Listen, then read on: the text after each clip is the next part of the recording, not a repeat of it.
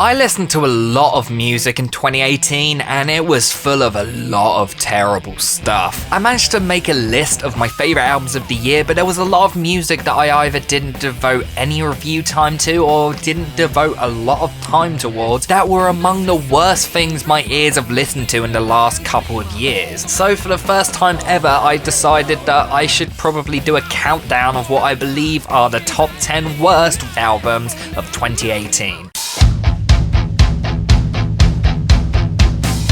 I, like many people, was very excited to hear new music from the Pumpkins, especially after two of the members from the band's iconic 90s lineup returned to the band. Yeah, it sucked that Darcy didn't return, but the possibility that the band would manage to recreate what made albums like Siamese Dream and Infinite Sadness so great was definitely very exciting. But this new album is just as bland and run-of-the-mill as the other post-reunion albums. Nothing that made the band's early material so fantastic is here. The crushing and memorable riffs, huge hooks, and exciting production is completely gone. Instead, the album is just 30 minutes of the same bland, uninteresting hard rock song which sounds like someone who's listened to rock music for one day, trying to write an album based around all the cliches that he heard. The album lacks any of the imagination or personality that their best material had. There was never a moment where I felt like they were back on form and sounding like themselves again. And there's nothing wrong with bands changing and evolving over time, but on this album the Pumpkins sound like they're torn between copying modern alternative bands and trying to write songs based around their previous basic formula. Songs like the lead single Solara may on paper have many of the elements that Siamese Dream had with its blend of arena rock and grunge, but the song lacks any of the great songwriting that was seen on that album. The new album sounds like a band completely out of ideas and just rushing into the studio and playing the first things that came out. Some melodies here and there are catchy, and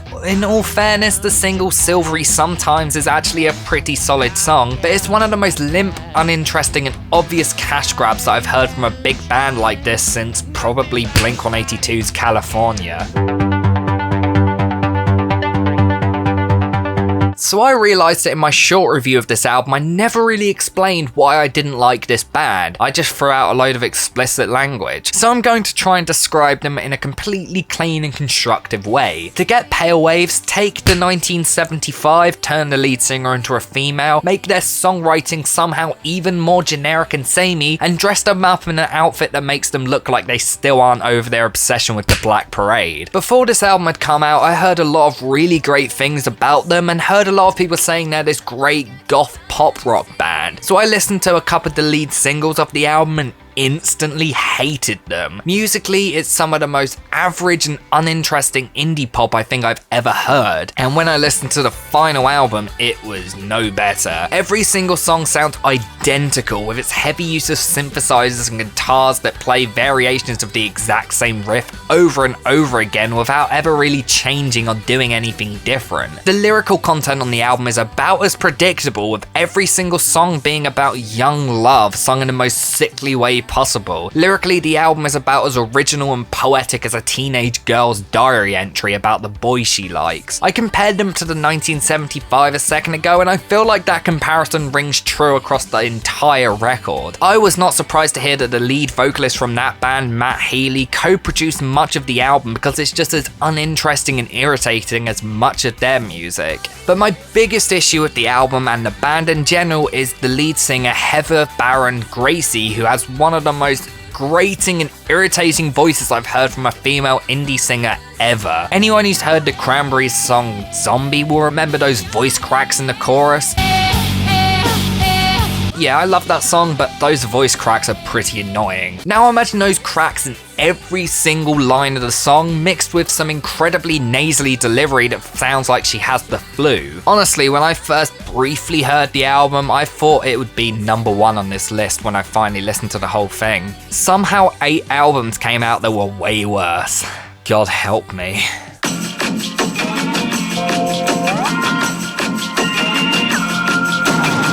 Jesus Christ, I forgot this thing existed, and I think I was probably better off that way. I love Death Cab for Cutie. Transatlanticism is probably in my top 10 all-time favourite albums. Benjamin Gibbard is easily one of my all-time favourite songwriters, but the last couple Death Cab albums have really sucked, with this one being the worst thing that these guys have done to date. The album shows a departure from the indie rock sound that we know from the band and takes them into a more electronic pop style sound, which could have worked. This is an album from one of the guys behind the Postal Service, but this album sounds like they've just stopped trying. I mean, the last album was kind of like that, but this one sounds like that even more so. Not all of it sucks. There are a few songs I actually really like, but sadly these songs are buried under the avalanche of generic, overproduced pop. The thing is, most of the songs on the album are really well written, the lyrics are as great as ever, and there are some beautiful melodies, but the production choices are so awkward that they suck out all the life of these songs and leave them as these messy shells that never really seem to know what they want to be.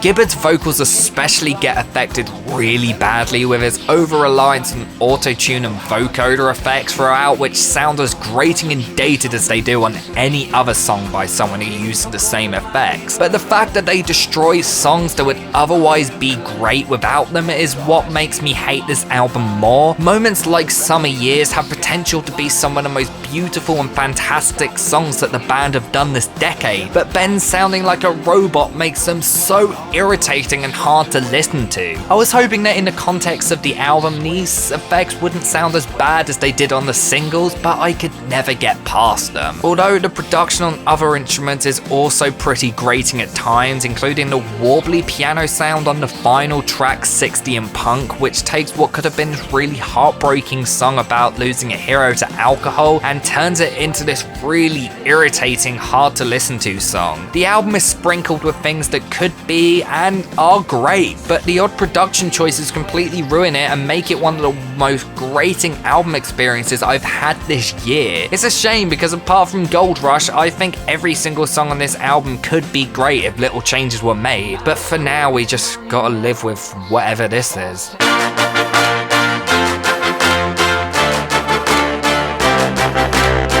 To be completely honest, I think Panic have made a lot of really great pop music over their, I mean his career. What I like about the band solo artist is that every single album follows a different style of pop music, with their first being a pop punk album, the second being a psychedelic pop album, the third a pop rock album, the fourth a synth pop album, and the fifth a blending of pop rock and classic jazz pop. Although Death of a Bachelor had some really terrible songs on it, I thought overall it was a pretty good pop record that was catchy and oozing with some of my favourite songs from 2016. If only he managed to follow up with something anywhere near as good. On this album, Brendan Urie essentially copies the formula of that previous album to a T while blending in a little bit of Broadway theatrics. The problem is, biting into the album reveals that although on the surface there are some catchy moments and well-written radio hits, when you get into the bulk of the album there is nothing really that inspired or interesting to be found. The album is full of style, but apart from its style there is almost nothing of substance to be found.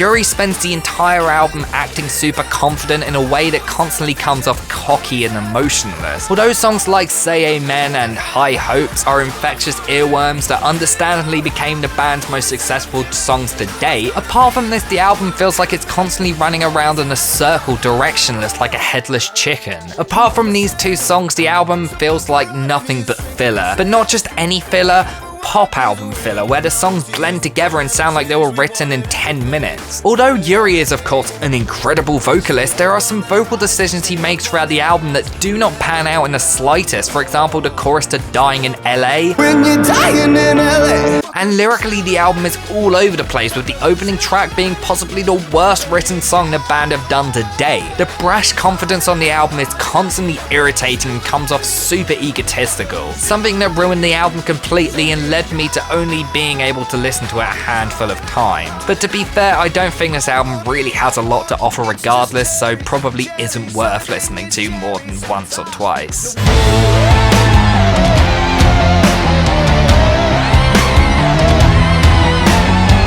Jesus, Muse, what are you doing? Like, have you just given up caring completely? Say what you will about the last few Muse albums, but I honestly have enjoyed them all, and listening to Simulation Theory made me realise how much I enjoyed them. I honestly even liked The Second Law, Sue Me, but Simulation Theory is goddamn awful. Like, nearly everything that could have gone wrong went horribly wrong with this album. On the album, the band stepped back into their bombastic synth-heavy sound presented on the second law, but instead of taking influence from modern electronic music, it takes heavy influence from 80s synth pop. The album intentionally plays off like the soundtrack to an 80s throwback/parody movie like Kung Fury, but the problem is it feels like it's supposed to be a parody like something like Kung Fury was. The band sprinkle the music with campiness and cheesiness, but somehow managed to make it sound genuine, which somehow makes it even harder to listen to. They don't seem to know whether they want to legitimately make a terrible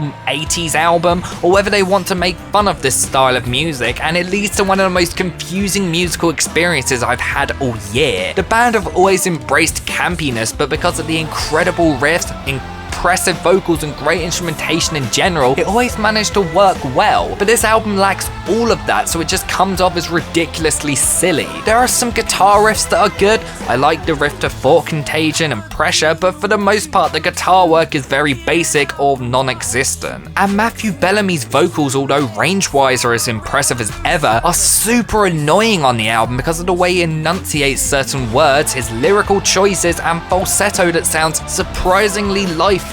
There are moments on the album that border on unlistenable due to how grating the instrumentation and laughably bad the vocals are. Break It To Me is a good example of this, which sounds like Muse listened to the intro of a nu metal song and decided to sprinkle in some wub-wub bass and synth pop sounds. There's also a use of microtonal vocal notes that are covered in auto-tune that are just as awful as you'd expect them to be. And honestly, the song Propaganda is one of the most hilarious songs I heard all year. If you're someone that thought The Second Law was one of the worst rock albums of the decade, listen to this thing, because trust me, you're gonna end up thinking that album's a masterpiece after hearing what they're trying to pass off as music on this thing.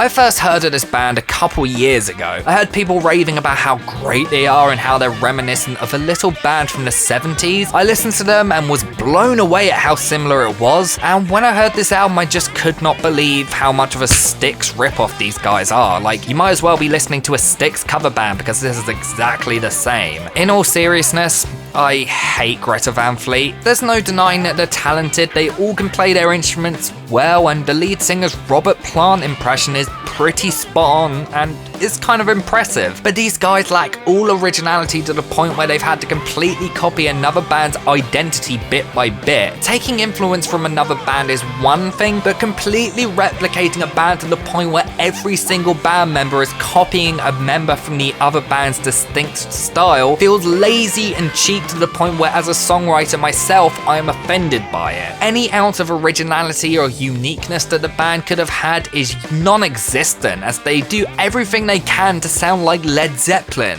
The band are essentially a studio-driven formula created to leech off classic rock listeners, and namely Zeppelin's legacy. And to make matters worse, the band are absolutely awful songwriters. Yeah, there's a few decent riffs, and the opening track on the album, All Things Considered, isn't too bad, but the progression of each song is formulaic, the melodies are uninteresting and forgettable, and the lyrics sound like they were written by someone who hasn't listened to a song in 40 years and doesn't know what potential lyrics can have. Lyrically, music has come a long way since Led Zeppelin, and many of the tropes that they used back then now sound dated and tacky. So when these guys try it, it comes off dated and tacky. But there's something about it here that crosses a line and sounds like self-parody. There are moments where it felt like there's no way that they're not making fun of this style, but these guys lack all self-awareness. They can't even admit that they're a glorified Led Zeppelin cover band. The last thing someone should do when reviewing an album is quote someone else's review, but I think Anthony Fantano summed this album up perfectly, so I'm just going to close this entry out with a quote from his review. It has nothing to do with borrowing directly from Led Zeppelin. The problem with this album is that it openly poo-poos the guiding artistic principles of recontextualization, change, and reappropriation. I give this band 5 years before they fade away and we forget they ever existed.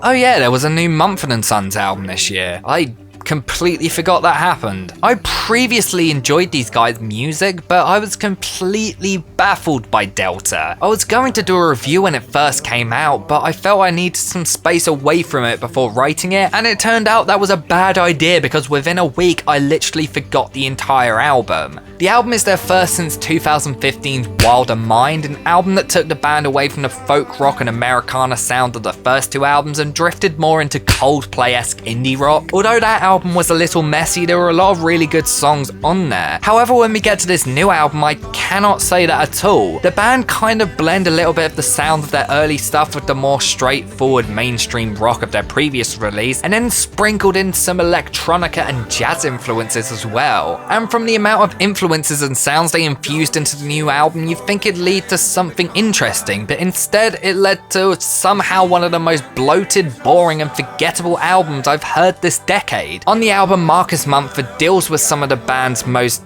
dark subjects yet, including death and depression. The problem is he doesn't seem to know how to express the emotion without feeling like he's just going through the motions. This album in a lot of ways sounds like they wrote a list of essential things for an album and just went through and ticked every single box, but they do it in the most mundane and safe way possible, which is weird considering how much experimentation there is in the instrumentation. There is a heavy use of electronic pop production, especially in the rhythm section, but that production means nothing when the songs they're placed on are as lifeless as these. Anytime the band try experimenting on the album, it's clear that they get completely lost and just give up. There's not a single moment on the album where I was listening to it and I thought, wow, that's really cool, or wow, this melody is quite beautiful. It's just a boring, self-indulgent chore that never picks up and somehow, despite the wide range of influences, sounds incredibly samey on every single song. The album is 62 minutes long and it feels like one of the longest album listening experiences I've ever had. I literally felt like I'd just taken a 10-second loop of one of the songs and played it over and over again for an hour straight. I was left counting down the tracks super early on to the point where when it was over I was so relieved. And it's such a shame because Sigh No More and Babel are honestly two of my favourite folk albums of the decade. I didn't want them to go down a route like this, but this is possibly the most watered down, lightweight album I've heard this year. There's nothing that's offensively terrible, but there's nothing even slightly decent. It just plods along at the pace of a turtle and eventually just gives up and dies. And that's what the album made me want to do. I can't be bothered to waste any more time on this album. It's obvious that they didn't.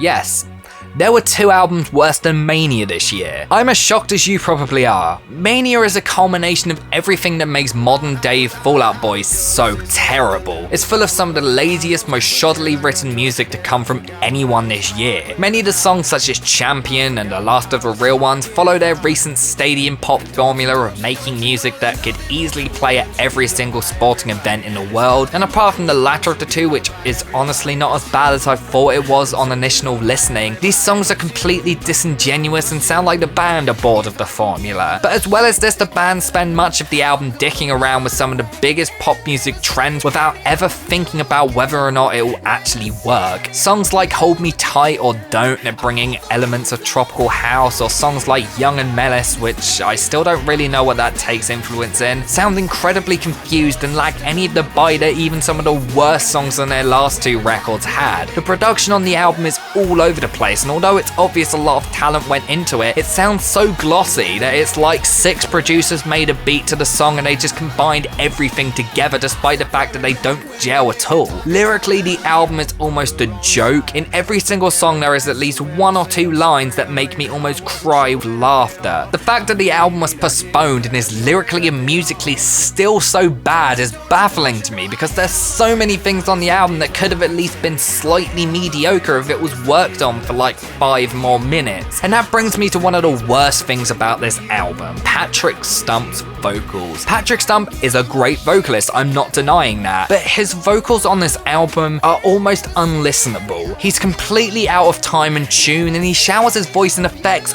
all of which sound completely awful. There are a lot of moments where he uses auto-tune on the album, but it doesn't fix the bad notes that you hear, it just sounds robotic. So he sounds artificial, but yet still can't hit the right notes. Something that honestly could have taken like 2 minutes maybe to fix. I was hoping that this album would be destroyed by critics and be super unsuccessful, and it would make the band step back and decide to actually put a bit of effort in on the next one. Instead, it received mixed to positive reviews, was massively successful, and was nominated for the Best Rock Album Grammy. Thank you guys, you've just enabled them to make something even worse. I hope you're proud of yourselves, and God help all of us.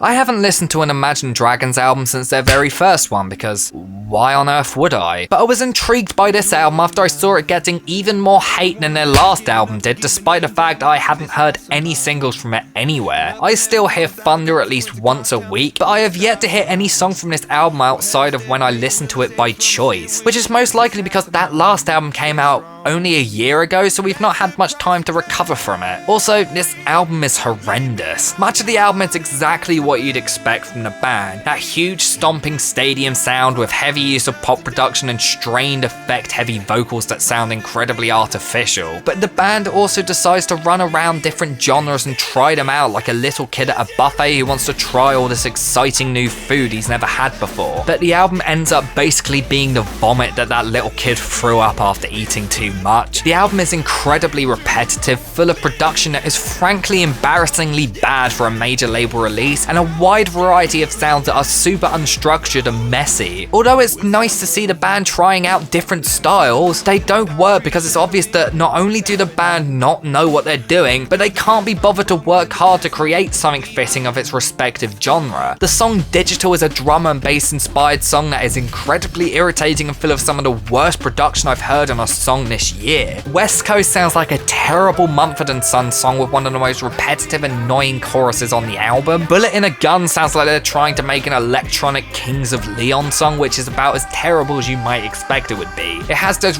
really awful glitchy vocal line in the chorus, which is laughable. Everything else is basically what you'd expect from the band. It's that same incredibly repetitive sound where it's obvious that they don't care and just want to get in the studio and get their big payday as quickly as possible. And when you do that for 40 minutes, you create one of the most tiresome, forgettable, and incoherent albums of the year. Somehow we have some more albums that almost made the list but just didn't make the final cut. Here are a couple dishonorable mentions. I'm not going to devote too much time to these ones because at this point I just can't be bothered.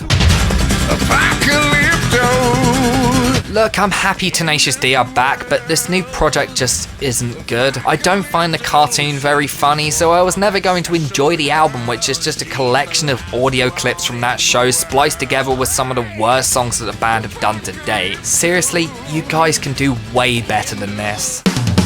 This new Moose Blood album sucked hard. It was one of the most forgettable and boring pop rock albums masquerading as emo I've heard since their last pop rock album masquerading as emo. If you like really uninspired synth, indie, pop rock, then you may like this. But if you like something that's different and doesn't sound like 50,000 other bands but somehow even limper, then this isn't for you.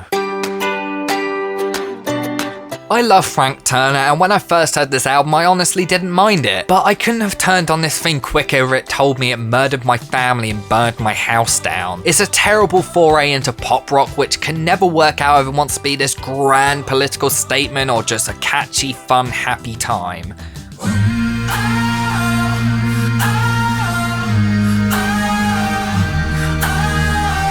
I honestly quite like a lot of 30 Seconds to Mars's early music, especially the Beautiful Lie and This Is War albums. But since the latter of the two, the band have been on a rapid decline, with America being the absolute worst possible thing that they could have done. The album is a concept album all about the current political and social state of America, which could have led to something interesting, but it was instead handled in the most lackluster way possible. The songs sound like they were written by someone who had no knowledge of the subject and also doesn't care about it at all. The album takes heavy influence from EDM, and they bring in some of the biggest producers in the genre to create the instrumentation, to the point where you can't really label this album as coming from a band. This is a Jared Leto solo album where he basically just let a few producers make a beat for him to sing his nonsense over. There are songs solely produced and written by Leto which are just as terrible as the other songs and lack any of the weight that the topics on the song really need to work well. The production on the album is massively repetitive and the songs never really go anywhere past a few tepid and uninteresting loops. There's a lot of glitchy, cliche vocal effects as heard in 99% of modern pop music, and Jared Leto's vocals are so drenched in auto-tune that it sounds like he's doing a T-Pain impression. Leto's lyrics on the album are by far some of the